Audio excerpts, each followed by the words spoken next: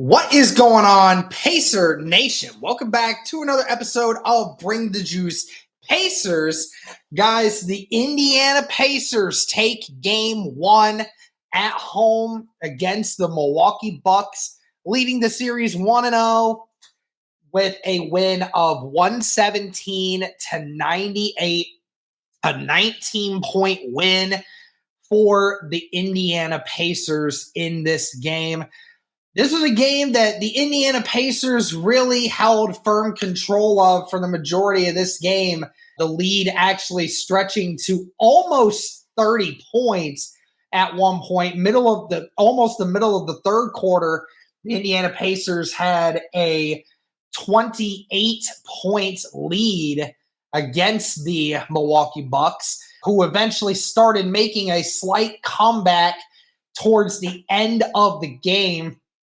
Milwaukee actually brought it to within 12 within the final 4 minutes of the game, started to get concerned that the Indiana Pacers might start slipping away with this. But nope, the Indiana Pacers, they hold on and they're able to get the job done.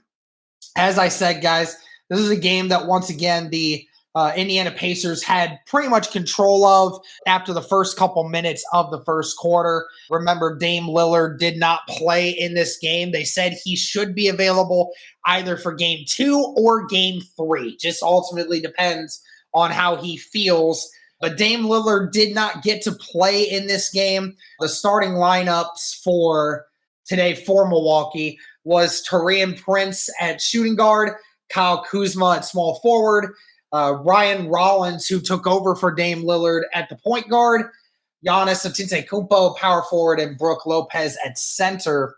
Go ahead and go to the actual numbers here. We'll go ahead and go towards the team stats. Indiana Pacers shot the ball a lot better today, 52% to the Milwaukee Bucks, 42%. Also shot the three ball a whole heck of a lot better today. Shot 38% from three behind the 24% by the Milwaukee Bucks. Free throw percentage wise, neither team very great today, although the Pacers were slightly better. Both teams got to the line about the same amount. Pacers 26 free throws, Milwaukee Bucks 28 free throws. The Pacers made 77% of their free throws, and the Milwaukee Bucks had 68. Total rebounds about the same. Pacers with 43, the Milwaukee Bucks with 41. Assists, the Pacers almost doubling the count for the Milwaukee Bucks. It was 28 assists to 15 assists. So much better understanding of that. Also 10 turnovers today from the Bucks versus 8 for the Indiana Pacers. Fast break points, the Pacers had 22 to the Milwaukee Bucks 5. Points in the paint, which is one of the only stats that the Milwaukee Bucks actually did better at than the Pacers, was 40 points in the paint to the Pacers 32. So it was kind of close. But again, the Milwaukee Bucks had 3 technical fouls today and 1 flagrant foul. Again, it's the same thing every time that these two teams play each other. The Pacers and the Bucks have history. They have beef with one another, and these two teams like to jaw at each other. And it's so stupid, but it is what it is. So I think another crazy stat for this, guys, was when you looked at Giannis, they said the last 6 games, Giannis had been averaging almost 12 assists per game. When you look at the total number of assists today, 1.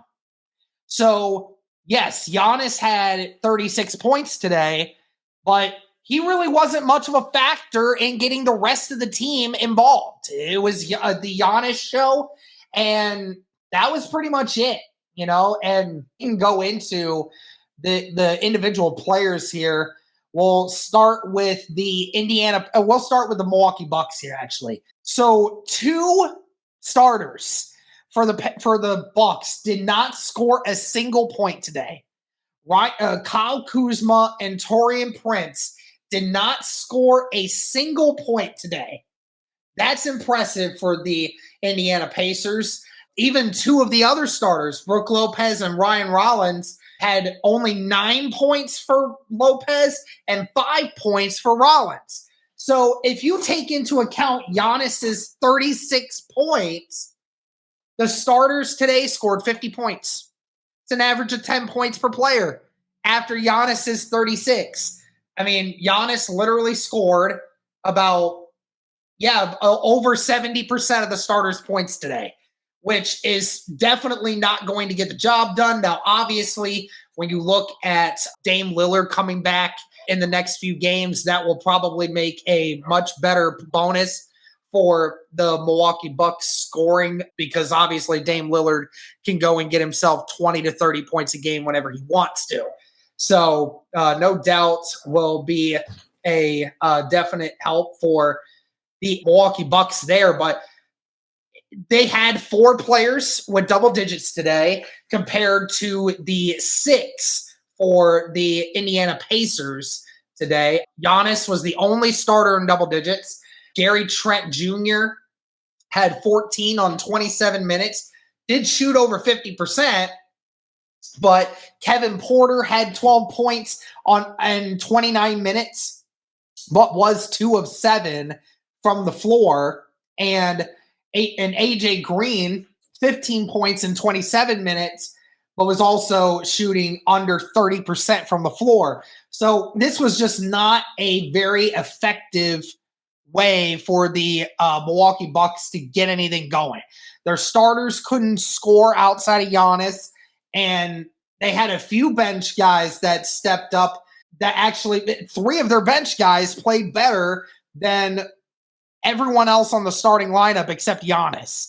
That's definitely not going to get the job done if you're the Milwaukee Bucks. And then so to go to, and not to mention, every player in the starting lineup for the Bucks in the minuses, and not just in the minuses, double-digit plus minuses. The worst one was Kyle Kuzma, who was a minus 24 on the floor today.